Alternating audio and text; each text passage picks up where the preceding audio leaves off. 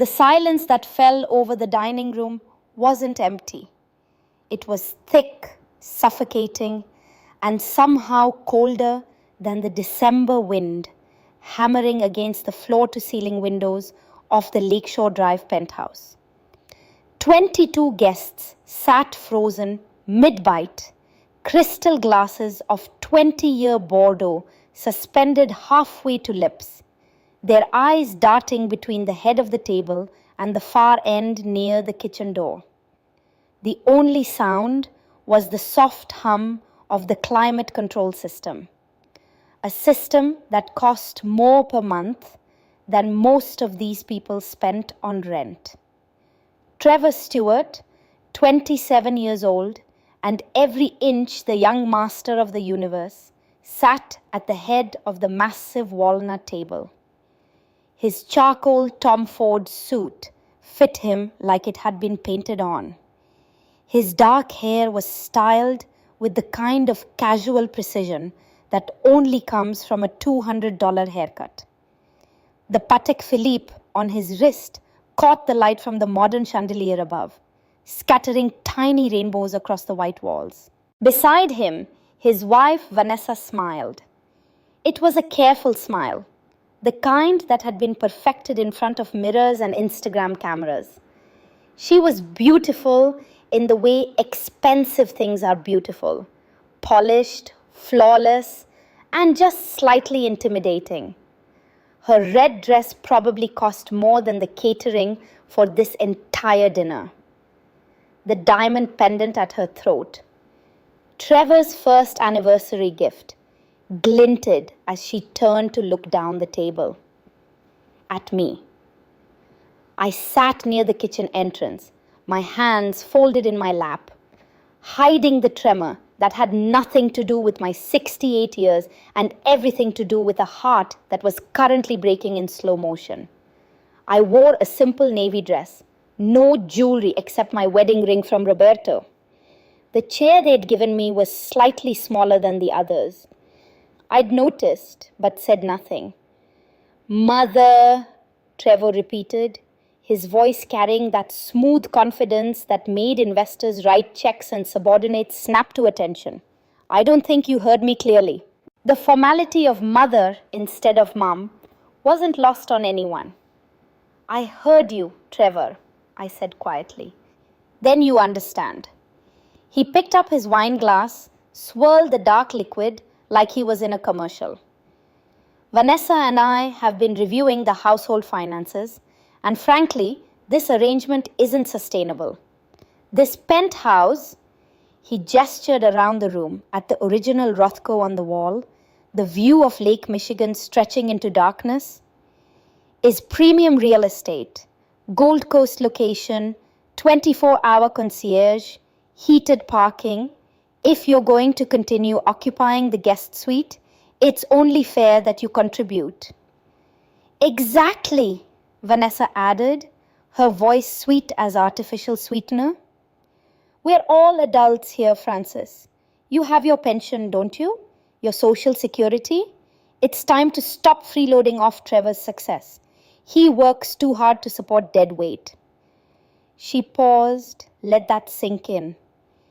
Even if that dead weight is family.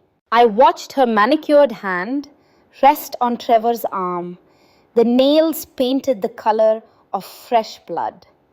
Around the table, I studied the faces of people I'd known for years. Malcolm Reeves, Trevor's business partner in the venture capital firm, he was examining his plate like it held the secrets of the universe.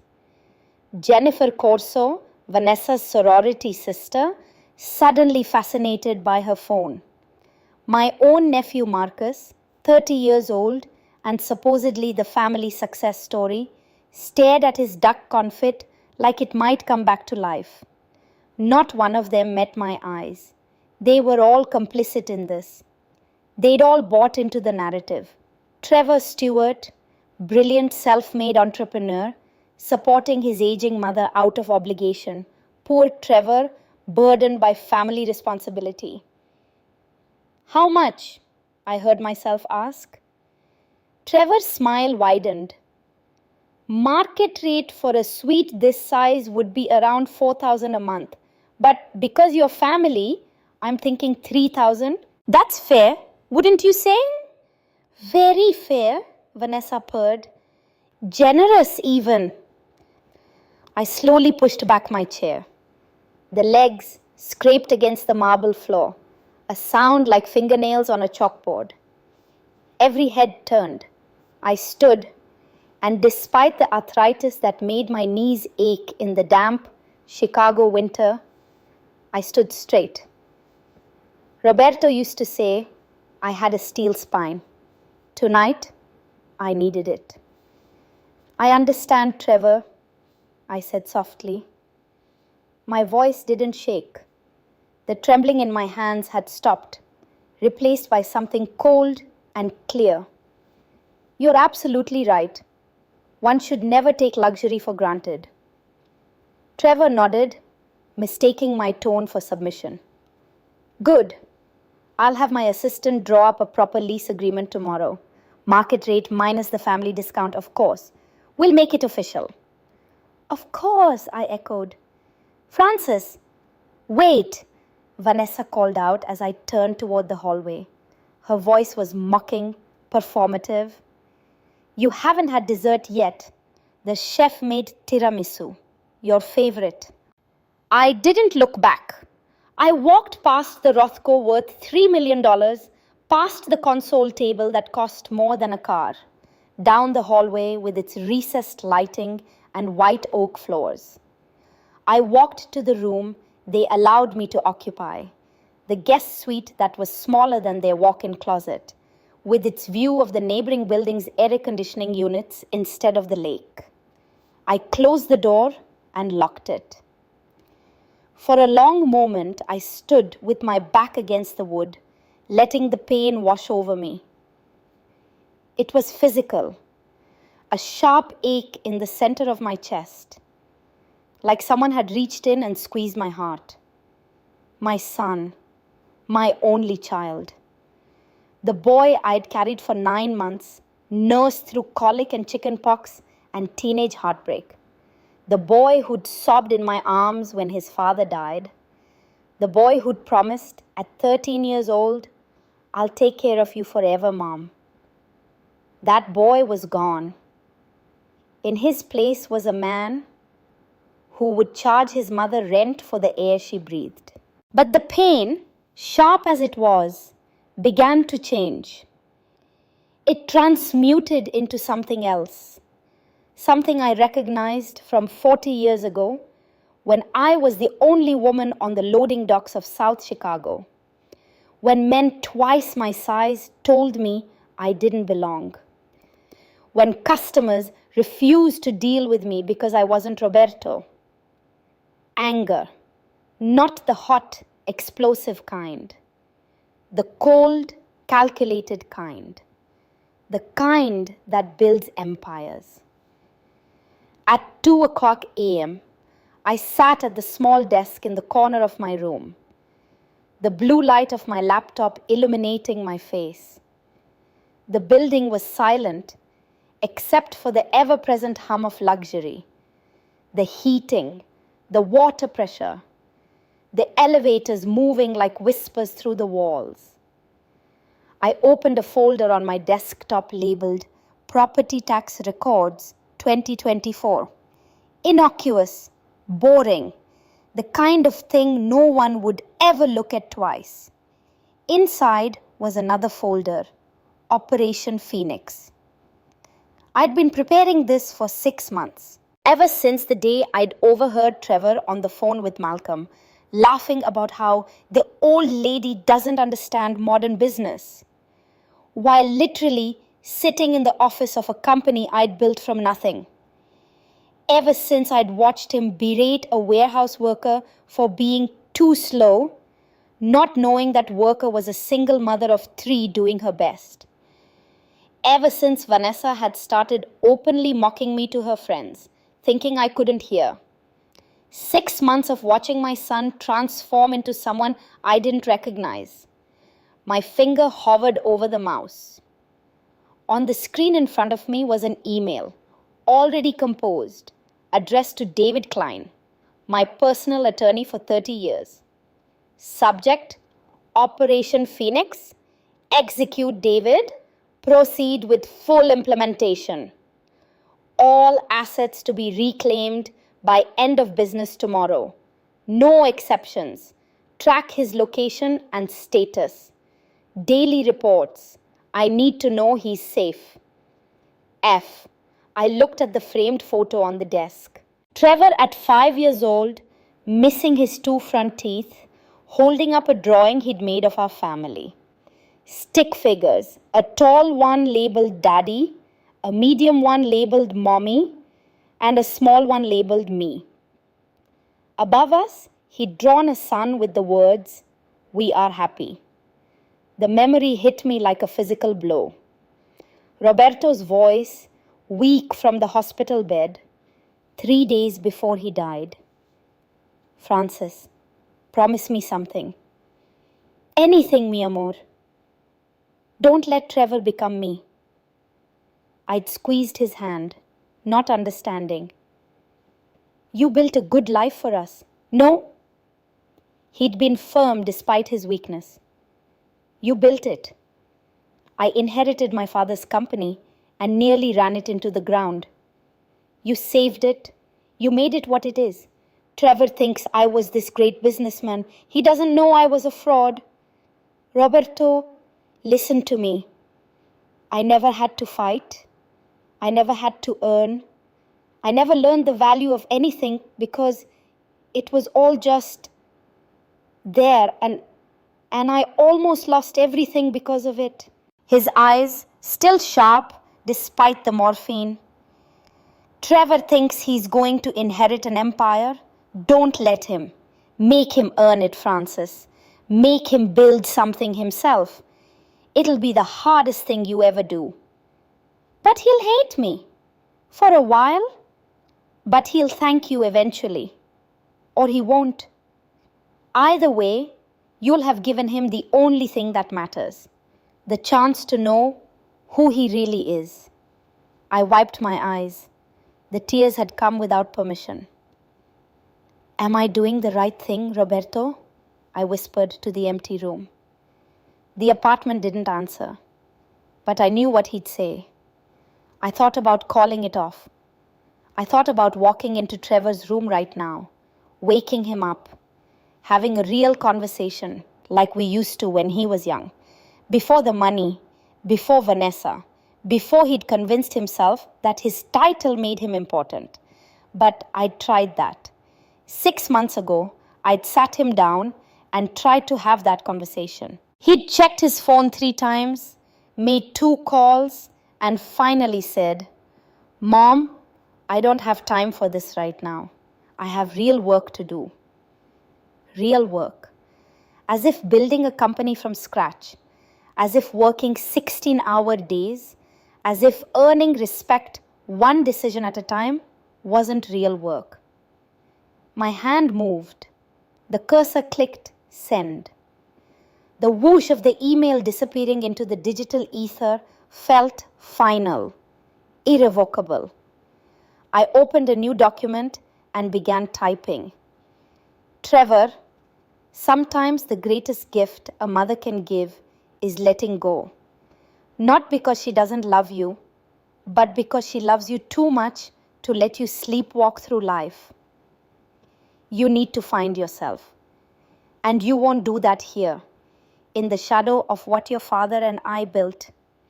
When you're ready, when you've become the man I know you can be, come home. I love you. I've never stopped. I never will." I printed it, folded it carefully, and placed it on the pillow of the bed. I'd barely slept in tonight. Then I packed my single suitcase, the same one I'd carried 43 years ago when I first came to Chicago from Mexico, pregnant and hopeful and terrified. At 4:17 a.m., I walked out of the penthouse for the last time. The Uber driver, a tired-looking man named Hassan, helped me with my bag. "Early flight?" he asked. No, I said, looking up at the building one last time. Just going home. Trevor woke at 8 a.m. to his phone buzzing. He ignored it. Vanessa was still asleep beside him, her eye mask perfectly positioned, her silk pillowcase protecting her hair. He reached for his phone to silence it, planning to go back to sleep. They'd been up until 2 a.m. with guests, drinking expensive whiskey and laughing about. He frowned. What had they been laughing about? His mother's face flashed through his mind.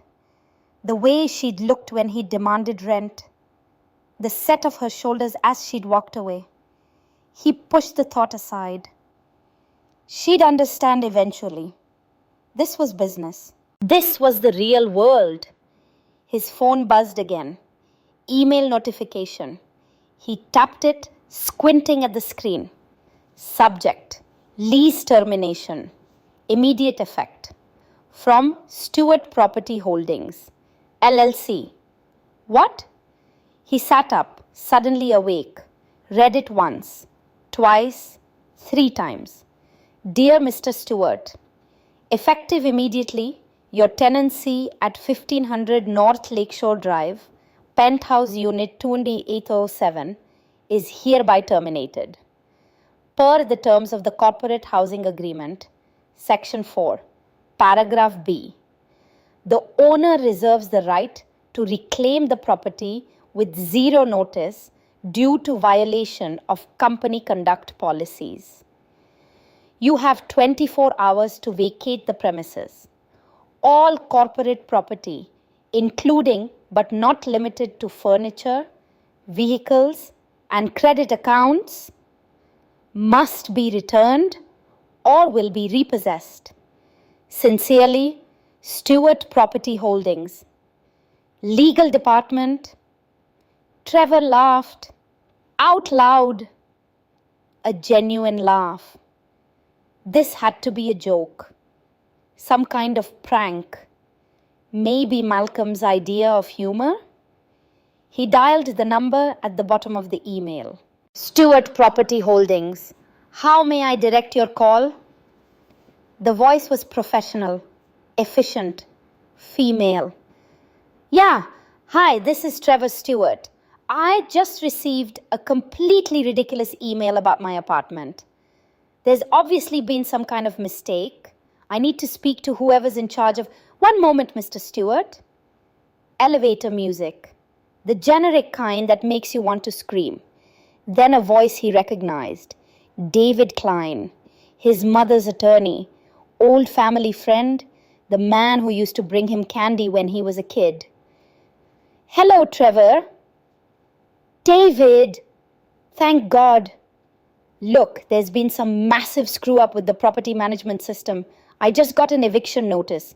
Can you fix this? I'm supposed to have a meeting with investors at... It's not a mistake, Trevor. The warmth drained from Trevor's voice. What?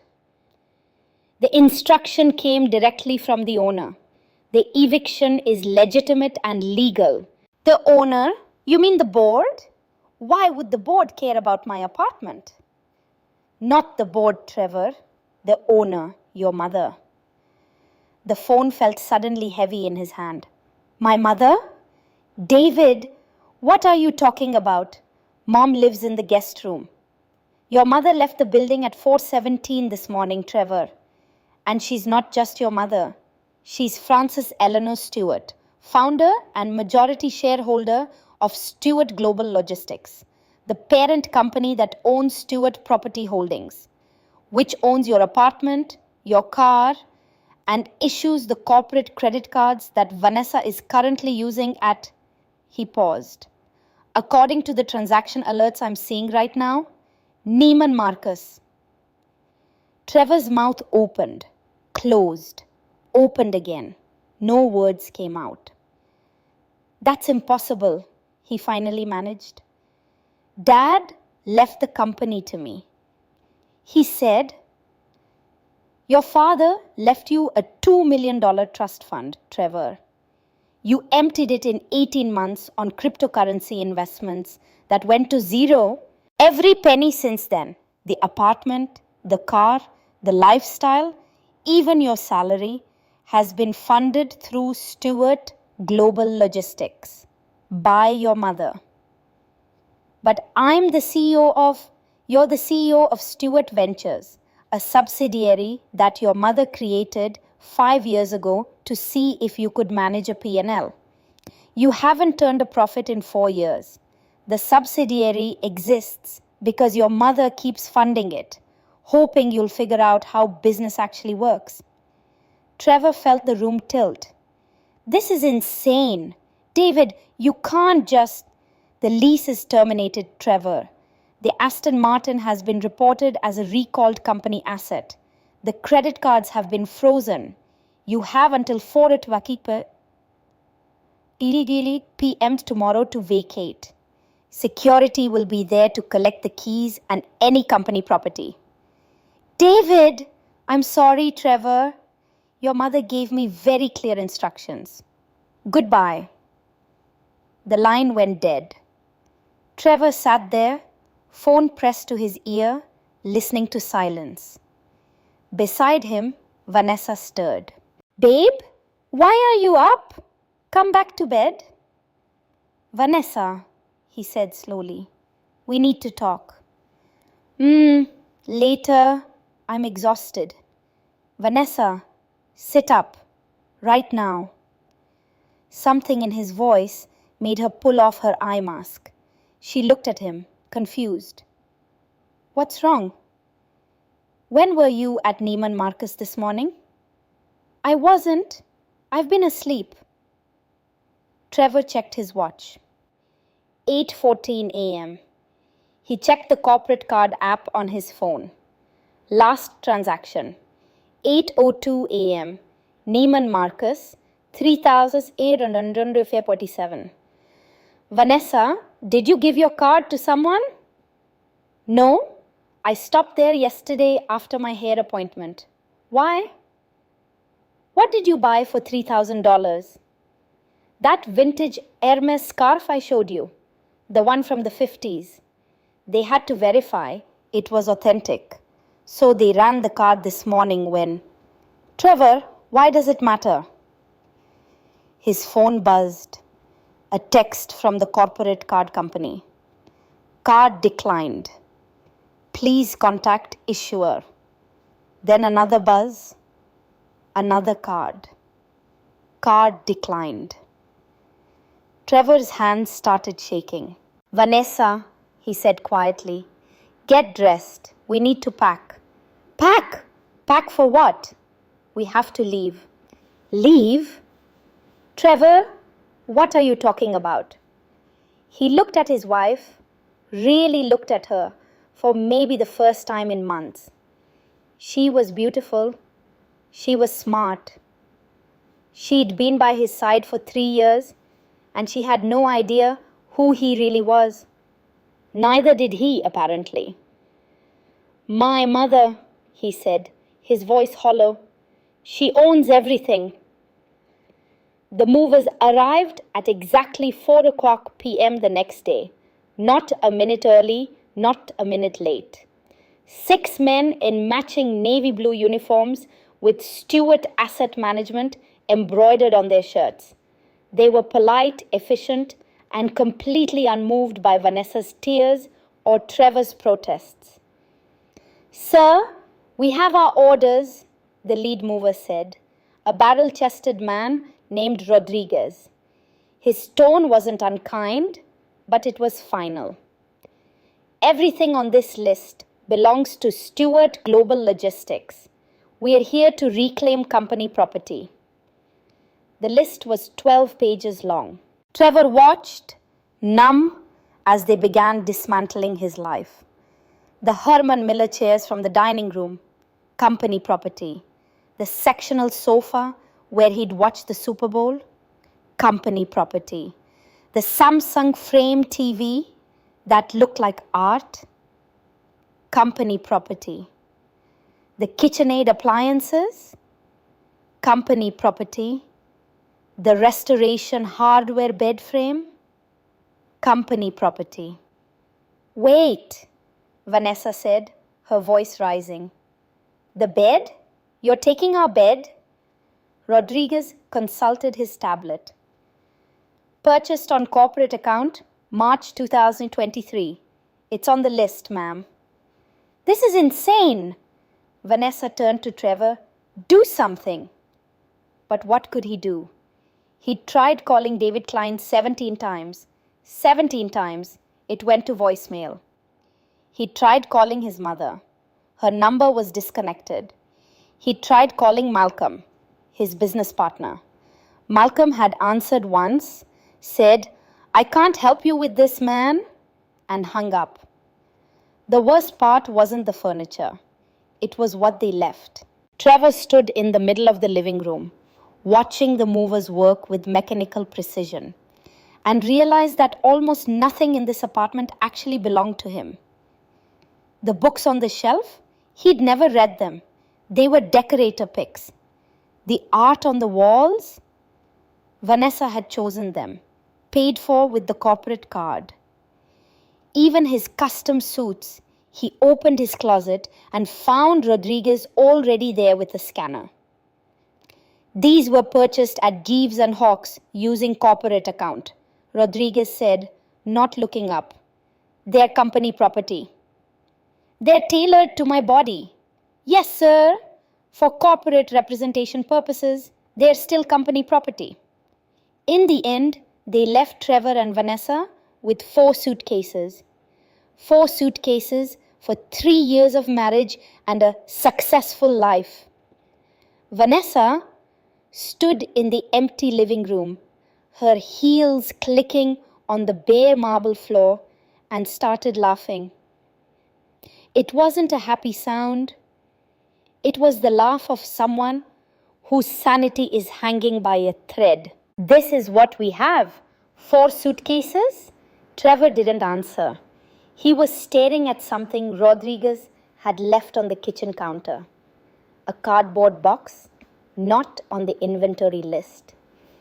Inside, his childhood toys, a worn teddy bear named Mr. Bumbles, his Little League trophy, a framed photo of him and his dad at a White Sox game, his high school yearbook, things that had been in storage, things he'd forgotten about, things his mother had packed for him.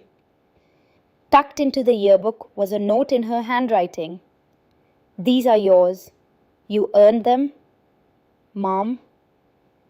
Trevor's chest tightened.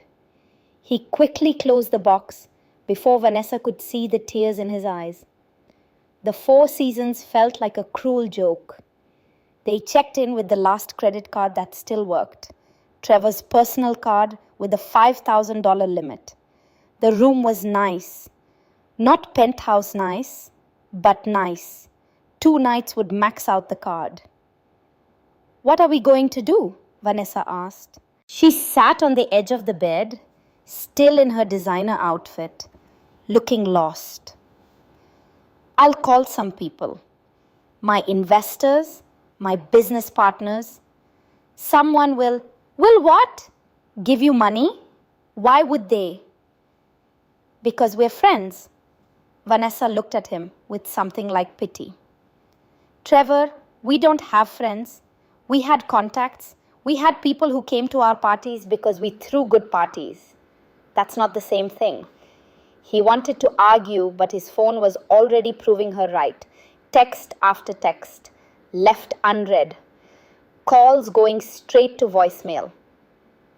On the 3rd day, Trevor tried his uncle Marcus. Marcus answered, which was something. Trevor, I was wondering when you'd call. Marcus, I need help. Mom has lost her mind. She's taken everything. She hasn't lost anything, Trevor. She's found her spine. What? We all knew, man. Everyone at that dinner. Everyone you work with. We all knew Francis ran Stewart Global. We didn't tell you because you seemed so happy playing CEO. The words hit like a fist. You knew? Of course we knew. Frances Stewart is a legend in Chicago business. She's been running that company since before you were born. Did you really think she was just some retired old lady living in your guest room? I thought your dad was a great guy, Trevor. But he wasn't a businessman. Frances saved that company 3 times before your dad died. Everyone knows that. Everyone except you, apparently. The line went dead. Trevor stared at his phone. Then, very carefully, he set it down on the nightstand. What did he say? Vanessa asked. He said everyone knew. Knew what? That I was a fraud. On the 4th day, the Four Seasons politely informed them that the card on file had been declined. Would they like to provide alternative payment? They moved to a Holiday Inn near O'Hare. One night. Then they'd figure something out. On the 5th day, Vanessa made a decision. I'm going back to Miami, she said. She was packing her suitcase, one of the 4, with calm efficiency. Vanessa, my mom's been asking me to come home for 2 years. I kept saying no because I was too proud. Turns out, I was proud of the wrong things. So you're just leaving? She stopped packing and looked at him, really looked at him. Trevor, I need to tell you something, and I need you to actually hear me. He waited. I grew up poor, like actually poor, like sometimes we didn't have electricity poor. My mom cleaned houses. My stepdad worked construction. I put myself through community college waiting tables. She zipped up her suitcase. When I met you, you were everything I thought I wanted. Money, status, confidence. I thought if I married you, I'd never have to worry again. And now I realize I married a lie. And I helped you believe it because it benefited me. She pulled something from her purse, a small envelope. This is $500. It's from my old waitressing job, money I saved before we got married. I kept it hidden because some part of me always knew this wasn't real. Trevor stared at the envelope. Vanessa, I can't. Yes, you can. Because I'm not doing this to be nice. I'm doing this because I need to look at myself in the mirror and I need to know I didn't completely lose who I was. She kissed his forehead, a gesture that felt more like goodbye than anything they'd ever shared. Figure out who you are, Trevor, the real you, not the costume your mother's money bought you. She wheeled her suitcase to the door, then paused. For what it's worth, I hope you find him, the real Trevor. I think I might have actually liked that guy. Then she was gone. Trevor sat in the Holiday Inn room, holding $500 that felt heavier than it should. The Pacific Garden Mission on South Canal Street smelled like industrial cleaner, old sweat, and defeat. Trevor stood in line with 40 other men, waiting for a bed assignment. It was his 3rd night here. The $500 was gone, eaten up by food, a gym membership for showers, and a storage unit for the 4 suitcases and 1 cardboard box. Next, the intake volunteer called. She was a tired-looking woman in her 50s with kind eyes. Name? Robert, Trevor said. His middle name. He couldn't bear to use Trevor. Robert Stewart. Welcome, Robert. Bunk 24. Lights out at 10. Breakfast at 6. Bunk 24 was in the corner, bottom bunk. The man above him was already asleep, snoring softly. Across the narrow aisle, an elderly black man sat on his bunk, reading a worn paperback by the dim overhead light. Trevor lay down on the thin mattress. It crinkled, plastic cover under the sheet. Everything smelled like bleach. He could hear coughing from down the row, someone crying quietly in the dark, the shuffle of feet as men made their way to the communal bathroom. This was rock bottom. He closed his eyes and saw the penthouse, the view of the lake, the heated floors, Vanessa's laugh, his mother's face as he demanded rent. Dead weight. He'd called his mother dead weight. Can't sleep either, huh? Trevor opened his eyes. The old man from across the aisle was looking at him. First time in a shelter? The man asked. His voice was gravelly but gentle. Yeah. Thought so? You got that look, like you're still in shock. He set down his book. I'm Walter, Vietnam vet. Been here on and off since 8. The financial crisis? Lost my house, my pension got cut. Everything just kind of collapsed. Walter smiled, but it was sad. What's your story, kid? Trevor almost told him. Almost said, my mother owns $1 billion company and I didn't even know it. But he couldn't get the words out. Bad luck, he finally said.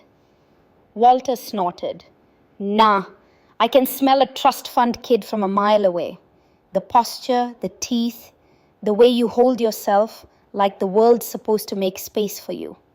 He wasn't being mean, just factual. You didn't fall because of bad luck. You fell because you flew too high on borrowed wings. The words hung in the air between them. Yeah, Trevor whispered. Yeah, I guess I did. The question is, what are you going to do about it? I don't know.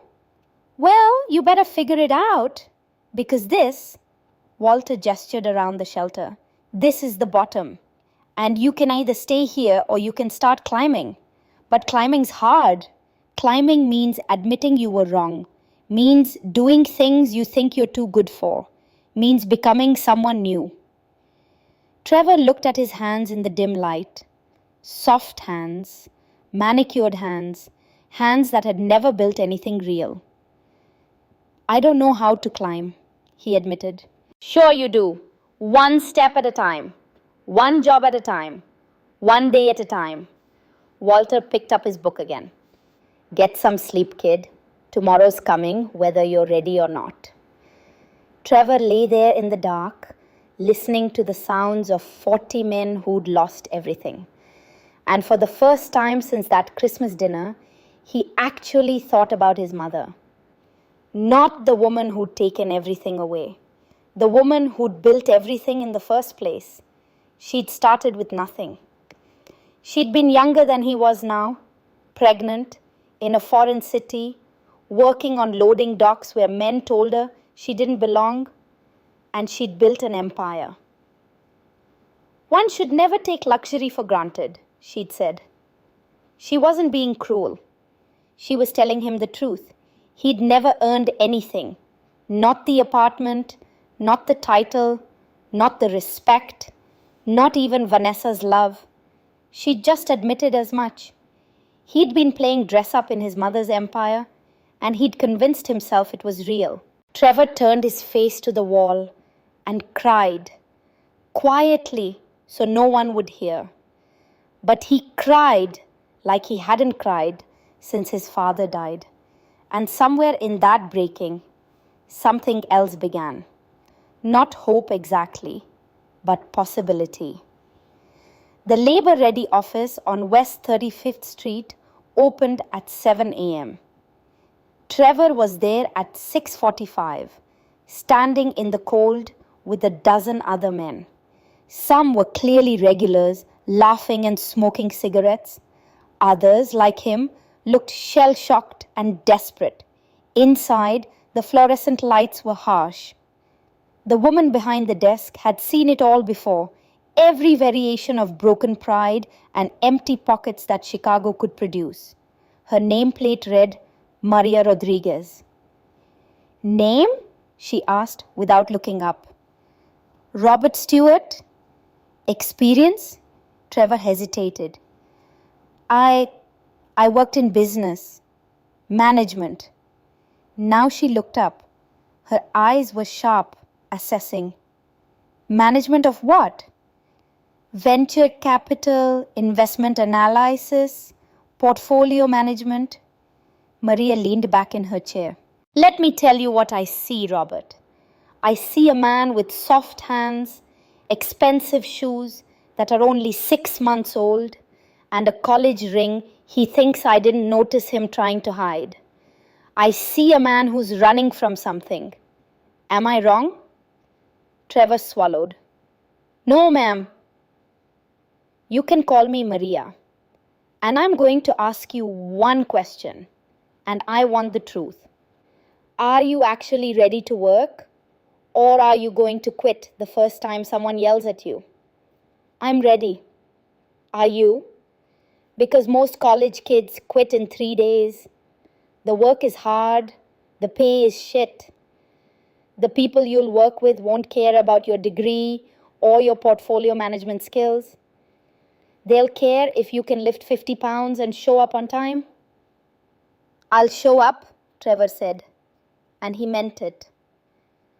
Maria studied him for a long moment. Then she pulled out a form. Warehouse work, loading dock at Midwest Distribution Hub. Night shift, 6 p.m. to 4 a.m. $16 an hour. You'll need steel-toed boots. There's a supply store 2 blocks down. Don't show up without them or they'll send you home. Thank you. Don't thank me yet. You haven't worked a single shift. She handed him the form.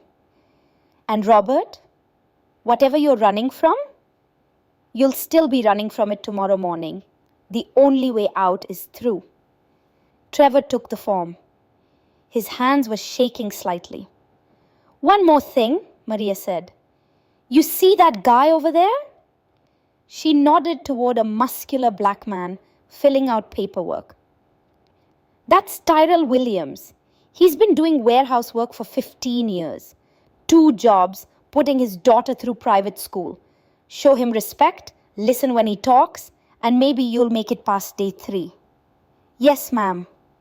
Maria, she corrected. Then, almost gently, good luck, kid. I hope you find what you're looking for. Trevor's first night at Midwest Distribution Hub, he lasted 4 hours before throwing up in the bathroom. His back spasmed from lifting wrong. His hands blistered. The night supervisor, a gruff man named Jake Miller, took one look at him and sighed. Hollywood, you gonna make it? The nickname stuck. Trevor was Hollywood now, not because he was glamorous, but because everyone could tell he was soft, privileged, pretending to be something he wasn't. I'm fine, Trevor managed. You're not fine, but if you want to keep this job, you better learn to fake it. Jake handed him a pair of work gloves. Tape your hands before shift. Use your legs, not your back. And for God's sake, stop trying to prove something. Just do the work. Week 1 was physical hell. Trevor discovered muscles he didn't know existed, and they all hurt. He couldn't sleep because his back ached. He couldn't eat much because everything made him nauseous from exhaustion. Week 2, something shifted. Not easier, exactly, but familiar. His body started adapting. He learned the rhythm of the warehouse, the dance of forklifts and pallets, the flow of trucks arriving and departing. And he met Tyrell. You're the new guy Maria sent, Tyrell said during lunch break. He unwrapped a sandwich, looked at Trevor's vending machine dinner. That's not food, man. It's all I can afford right now. Tyrell studied him. You really down on your luck? Or you playing poor? I'm really down. All right then. Tyrell split his sandwich, handed Trevor half. My wife makes extra. She's always worried I'm not eating enough. The sandwich was turkey and cheese on wheat bread. Nothing fancy. It tasted like the best thing Trevor had ever eaten. Thanks, he managed. Thank me by not quitting, Tyrell said. Maria sends us college kids all the time. They quit when they realize this is actual work. You seem different, like you're running from something. I am. Yeah? Well, this is a good place to run to. Works hard, but it's honest. Tyrell took a bite of his sandwich. I got a daughter, Maya. She's 16, smart as hell, wants to be an engineer. I work here and at a warehouse in Joliet, switching off so I can pay for her private school. Trevor felt something crack inside him. That's amazing. It's what fathers do. We give our kids what we didn't have. Tyrell looked at Trevor directly. What did your father give you? The question hung in the air. Everything, Trevor said quietly, and I didn't even know it. Week 3, Trevor started noticing things. The inefficiencies, the way forklifts crossed paths, creating bottlenecks, the way the inventory system lagged, causing delays. His brain, trained for analysis even if he'd never actually used it properly, started working. During lunch, he sketched the warehouse layout on a napkin. What are you doing? Tyrell asked. The flow pattern is wrong. Look, Trevor showed him. If we reroute here and here, we could save at least 3 hours per shift. Tyrell looked at the sketch, then at Trevor. Hollywood, who are you really? Someone who's trying to figure that out. Frances woke at 6 a.m. every morning in her brownstone in Lincoln Park. The first thing she did, before coffee, before breakfast, before anything else, was open her laptop and read the report. Private investigator, daily updates. Subject, Trevor Stewart. Date, March 15th, 2025. Location, studio apartment, Pilsen neighborhood, 820 dealers, month employment, Midwest distribution hub, night shift, status, subject appears healthy, arrived at work on time, no signs of substance abuse or mental health crisis. Notes. Subject had lunch with co-worker Tyrell Williams. Appeared to be in good spirits. Frances read it 3 times like she did every morning. She closed the laptop and allowed herself exactly 5 minutes to cry. This was the hardest thing she'd ever done. Harder than building the company. Harder than losing Roberto. Harder than anything. Every day, she wanted to call Trevor. Every day, she wanted to send a car to pick him up, bring him home, tell him everything was forgiven. But she couldn't. Not yet. How's he doing? David Klein asked. It was their weekly breakfast, a tradition they'd maintained for 30 years. They sat in Frances's kitchen, drinking Cuban coffee and eating toast. He's surviving. That's not what I asked. Frances was quiet for a moment. He's working. Actually working. The reports say he's getting better at it. Tyrell, one of the veterans at the warehouse, has taken him under his wing.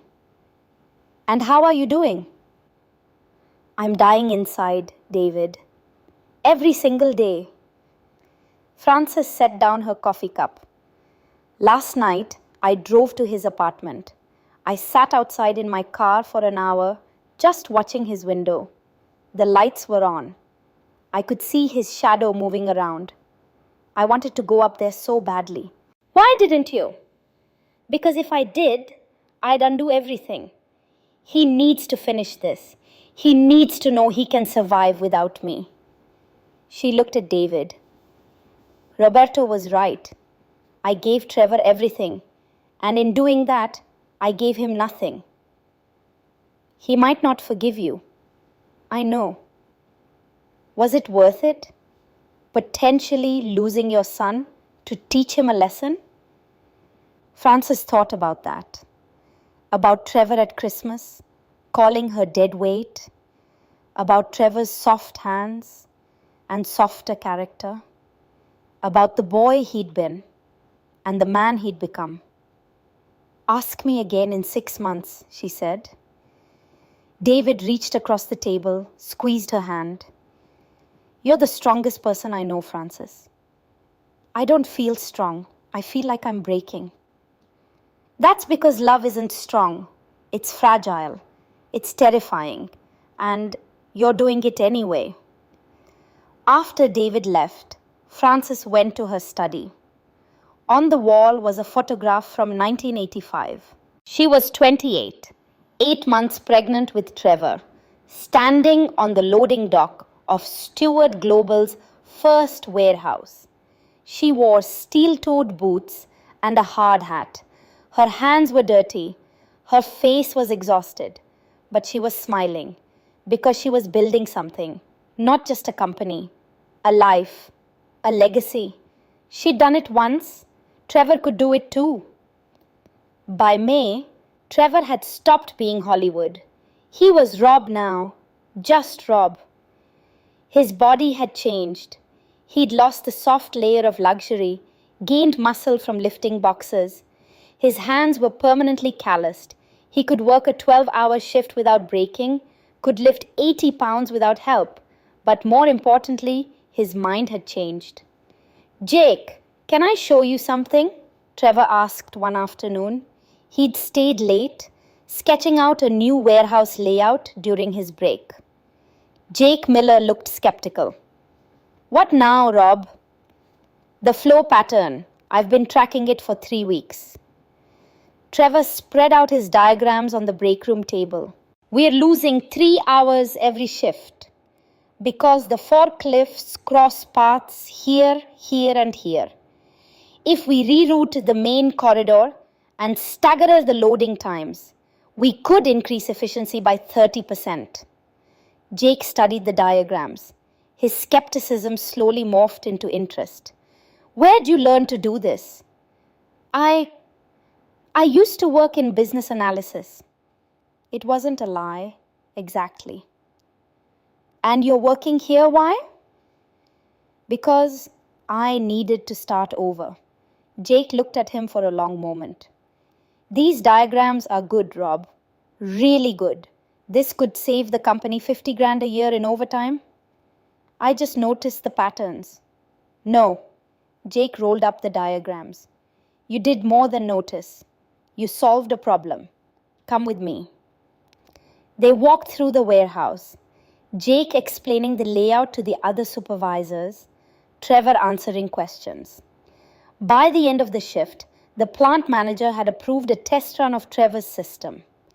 2 weeks later, efficiency was up by 28%. Jake pulled Trevor aside. The regional manager wants to meet you. This might mean a promotion, logistics coordinator, $22 an hour. $22 an hour. 6 months ago, Trevor had spent that much on a single cocktail. Now it felt like winning the lottery. On July 3rd, the news broke.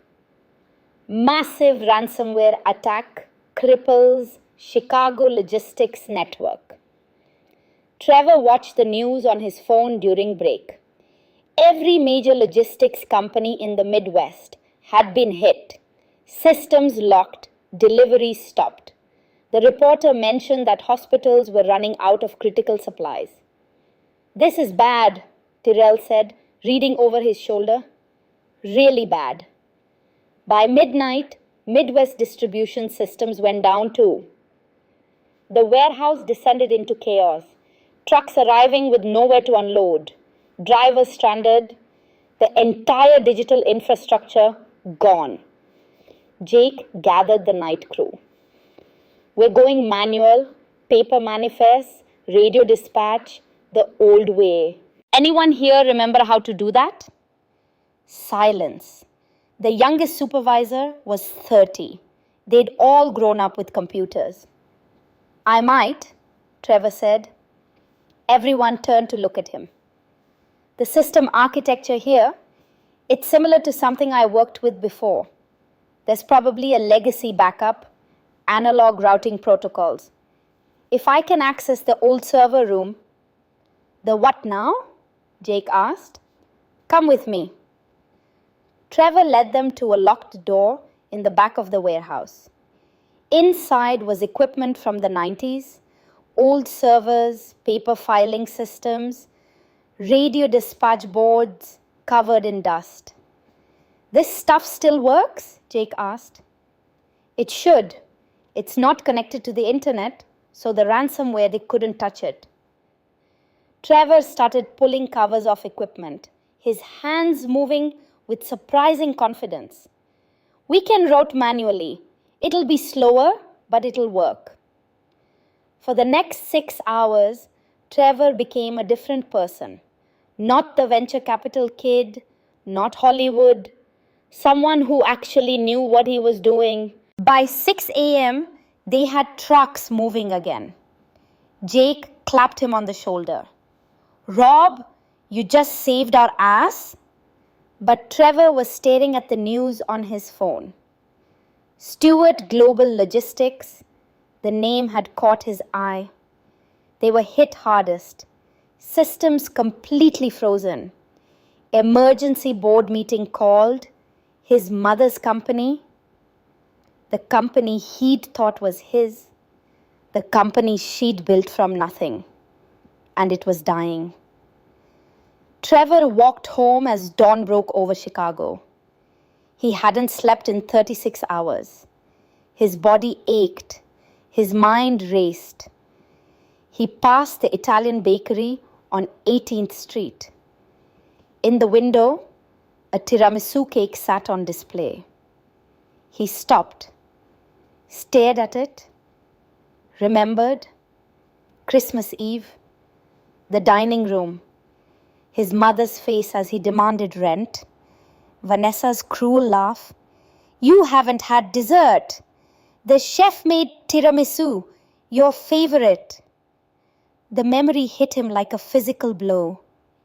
He'd been so cruel, so carelessly, unnecessarily cruel. And for what? To impress people who didn't care about him? To feel powerful in a power that wasn't his? His mother had built everything, and he treated her like she was worthless. Trevor pulled out his phone. His hands were shaking. He deleted her contact information in a fit of rage back in January, but he still knew the number by heart. It rang 4 times. He almost hung up. Hello? Her voice, cautious, uncertain, but unmistakably hers. Mom? His voice cracked on the word. Trevor? A sharp intake of breath. Trevor, are you okay? Are you safe? Do you need... I don't need money, Mom. The words came out too fast. I needed to hear your voice. Silence, then softly. I've wanted to hear yours for so long. I'm working, Mom. Real work. Loading docks. Inventory management. I'm actually good at it. I know. Her voice broke. I've known everything, baby. Where you live, where you work, that you're friends with Tyrell, and that you help his daughter with her college essays. I've known all of it. You've been watching me? I had to know you were safe. I had to know... She was crying now. I had to know I hadn't broken you. Trevor leaned against the bakery window, tears streaming down his face. You didn't break me, Mom. You fixed me. I just. It took me this long to understand. Where are you right now? Standing outside a bakery, looking at tiramisu, remembering what an asshole I was to you. Frances laughed through her tears. You were an asshole. I know, Mom, I'm so sorry for everything, for not seeing you, for not seeing what you built, for treating you like, stop. You don't have to apologize. Yes, I do. I called you dead weight, and I was letting you drown. We both have things to be sorry for. Trevor wiped his eyes. Can I see you? Not yet. The words hurt, but he understood. Why not? Because you're not done yet, Trevor, and neither am I. When the moment is right, we'll both know. How will I know? You'll know because you'll have become the man I always knew you could be, the man your father wanted you to be. What if I never become that man? You already are, baby. You're just still figuring it out. They were both quiet for a moment, just breathing, just being. Mom? Yes? I love you. I never stopped. I love you too. More than you'll ever know. A pause. Now go home, get some sleep. And Trevor? Yeah? I'm so proud of you. The line went dead. Trevor stood there, phone pressed to his ear, crying in front of a bakery window as Chicago woke up around him. But these weren't tears of despair. They were tears of something else. Something that felt like hope. By mid-June, Trevor had been promoted to logistics coordinator at $22 an hour. He rented a studio apartment in Pilsen for $850 a month, furnished it with IKEA and Craigslist finds, and felt genuinely proud of the space because every piece was earned. Sunday dinners at Tyrell's became routine. Tyrell's wife, Patricia, worried Trevor wasn't eating enough and fed him like a son. Their daughter Maya asked him to review her college essays. You're really good at this, Maya said, watching Trevor edit her Northwestern application. Did you go to college? Yeah, University of Chicago. Maya's eyes widened. Seriously? Then why are you? Because I needed to learn what college couldn't teach me, Trevor said simply. One evening, Jake pulled Trevor aside. Rob, you ever think about working for one of the big companies? Stewart Global, maybe? They're the giant in the industry. Trevor's chest tightened. Stewart Global?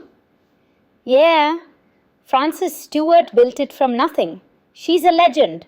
Started on the loading docks in the 80s, only woman in the business. Took over her husband's failing company and turned it into a billion-dollar empire. Jake shook his head admiringly. Now, that's someone who earned their throne. Trevor felt something crack open inside him. His mother wasn't just successful. She was legendary, and everyone knew it. Everyone except him. The ransomware attack hit during the holiday weekend. By Friday night, every major logistics company was paralyzed. Trevor watched the news in his apartment, saw the reporter mention Stewart Global Logistics specifically. The company's board has called an emergency meeting. Sources say founder Frances Stewart may be forced to step down if the crisis isn't resolved within 48 hours. Trevor's phone buzzed. Group text from Jake. We're down too. Need all hands on deck. Get here ASAP. At the warehouse, chaos reigned. Digital systems frozen. Trucks backed up. Drivers shouting. Trevor worked through the night, implementing his analog workaround, the same system he'd developed weeks ago. By dawn, Midwest distribution was operational again. But Stewart Global wasn't. Jake showed him a news article. The board's voting to oust Frances Stewart. Can you believe that? After everything she built. Trevor stared at his mother's photo in the article. She looked tired, older than he remembered. Jake, Trevor said slowly, I know how to fix their system. How could you possibly? Because I know their architecture, the legacy infrastructure. Trevor's heart was pounding. Because Frances Stewart is my mother. Jake's jaw dropped. You're Trevor Stewart? The son who... Yeah, the son who thought he built what she actually built. The son who treated her like shit. Trevor grabbed his jacket. And I'm going to fix this. Trevor arrived at Stewart Global headquarters at 3 o'clock a.m., still in his warehouse uniform. Security didn't recognize him. I'm here to see Frances Stewart. It's about the system breach. Ma'am, the guard said into his radio, there's a man here claiming he can help. Says he's your son. 2 minutes later, Frances appeared in the lobby. She looked exhausted, defeated. The board had just suspended her pending crisis resolution. Then she saw Trevor, thinner, harder, real, and her hand went to her mouth. Trevor? Mom, he held up his sketches. I can fix this. The legacy system architecture, I've been working with it at Midwest. There's an analog bypass. You've been at Midwest this whole time? You knew, didn't you? Every day, her voice broke. Every single day. Board member Richard Hammond appeared. Frances, we don't have time for family reunions. The company is dying. Shut up, Trevor said quietly. My mother built this company before you learned to tie your shoes. I'm going to save it. Then you're going to apologize to her. In the server room, Trevor worked with the IT team. His hands flew across keyboards, his voice steady as he explained the routing protocol. Frances stood beside him, watching her son become someone she'd always known he could be. Trevor, are you sure about this? She whispered. I learned from the best, Mom. I fall down, I get up. It's what stewards do. At 6:47 a.m., a green light appeared on the main board. Then another. Then the entire map of Chicago lit up like Christmas. Trucks started moving. The room erupted in cheers. Trevor stumbled, exhausted, and Frances caught him. First hug in 7 months. I've got you, she whispered. I've always got you. The emergency board meeting convened at 10 o'clock a.m. Gentlemen, Frances said, her voice steel, my son just saved this company. With all due respect, Frances, Richard began, he's been a warehouse worker for 6 months. He's hardly qualified for... I don't want a position, Trevor interrupted. I want to work my way up. Operations coordinator, Midwest region. I want to earn it. The board stared. I learned something these past months, Trevor continued. My mother earned her throne. I'm going to earn mine. The right way. Richard actually smiled. That's surprisingly mature, Mr. Stewart. Frances resumed control as chairwoman. Trevor was hired as operations coordinator at $62,000 per year. No special treatment.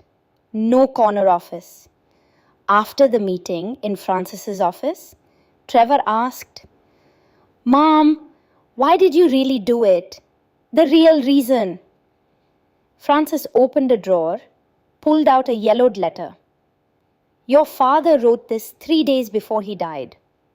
Trevor read, Frances, if I don't make it, promise me something.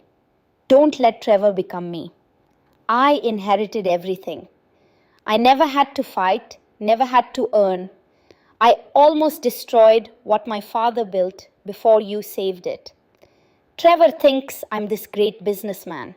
He doesn't know the truth that you're the one who built our empire. Make him earn his place, or he'll waste his life living a lie like I almost did. It will be the hardest thing you ever do, but it will be the most loving thing. Make him into the man I couldn't be. Roberto Trevor's hands shook. Dad knew he was weak. He knew he wanted better for you. And you loved me enough to do the hardest thing possible. Every single day, I wanted to rescue you. Every single day, I stopped myself. Francis touched his face. That was love, baby. Not the easy kind. The kind that breaks your heart to give. Thank you, Trevor whispered. Thank you for loving me that much. December 4th, 1 year later. The gathering was at Francis' brownstone in Lincoln Park, not the penthouse. 20 people, but different people. Tyrell and Patricia, their daughter Maya, Jake Miller, Stan Rodriguez and his sister Maria, David Klein, Marcus, who'd finally found his courage, and Vanessa. She'd driven up from Miami, where she managed a successful restaurant. Dating someone normal, she'd said on the phone. Trevor, she said when she arrived, you look good, different. I am different. We both are. I'm glad. She smiled, genuine this time. I came to say I'm sorry for losing myself in the money. We both did, but we found our way back. Not together, though. No, but I'm glad you're happy. She hugged him. Me too. Trevor stood to toast, wearing jeans and a sweater. He lived in his Pilsen studio by choice, drove a used Honda Civic, made T2K as operations coordinator. To Frances Stewart, he said, looking at his mother, who built an empire twice, once with her hands, once with her heart, who loved me enough to let me fall and trusted me enough to let me climb back up. Frances raised her glass. To my son, who learned that the only throne worth sitting on is one you build yourself. 3 years later, Trevor, now 30 and regional VP of operations, still worked warehouse floor 1 week every quarter. To remember, he told his team. Maya, 19, interned at Stewart Global. Trevor mentored her. Earn it, every single step. Frances, 71, remained chairwoman. Trevor sat on the board, but reported to 3 people above him. He'd insisted.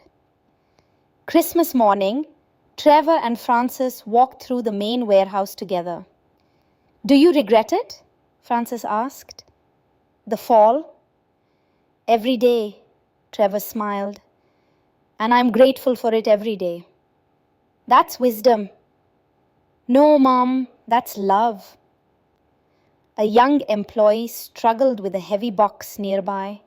22, expensive watch, soft hands, obviously privileged. Trevor walked over. Let me show you. This is where you start. The kid looked confused.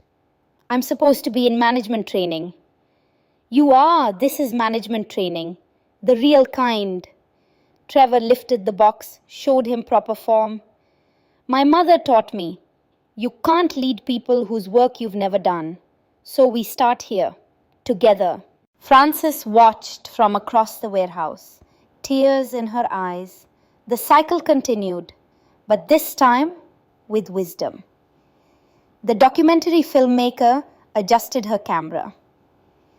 Miss, Stuart, what's your secret to building such a lasting legacy? Frances, 73 now, smiled. Beside her sat Trevor, 32, recently named Chief Operating Officer after 5 years of proving himself. I didn't build a company, Frances said. I built a son. The company was just what we did together. And you, Mr. Stewart? What did you learn from your mother? Trevor looked at Frances, his hand on hers. That love isn't giving someone everything they want. It's giving them everything they need, even when it breaks your heart. Especially then, Frances added. The interviewer leaned forward. There are rumors about your early relationship being difficult. It was, Trevor said simply. I was a spoiled kid who thought I'd built an empire. My mom showed me I'd built nothing. She took everything away to give me the only thing that mattered, the chance to become real. And was it worth it? The pain, the struggle? Trevor squeezed his mother's hand. Every single second. After the interview, they walked to the parking lot together. Trevor drove a Tesla now, purchased with his own earnings, but Frances still drove her 15-year-old Subaru. You know you can afford a new car, Mom. This one runs fine. Besides, she winked, I'm teaching you that old habits die hard. Trevor laughed. You'll never stop teaching me, will you? Not until my last breath. That's what mothers do. They hugged goodbye in the December cold. I love you, Mom. I love you too, baby. Now go home to your life, the one you built. Trevor drove away, and Frances stood watching until his taillights disappeared. Then she looked up at the Stewart Global building, 40 stories of glass and steel and dreams. She'd built this. But more importantly, she'd built a man who understood what building really meant. That was the legacy that mattered.